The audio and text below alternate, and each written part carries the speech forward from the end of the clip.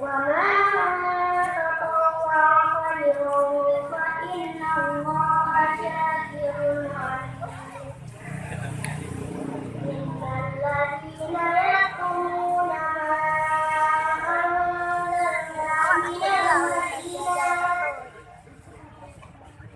من البينات والهدى من بعد ما بيناه للناس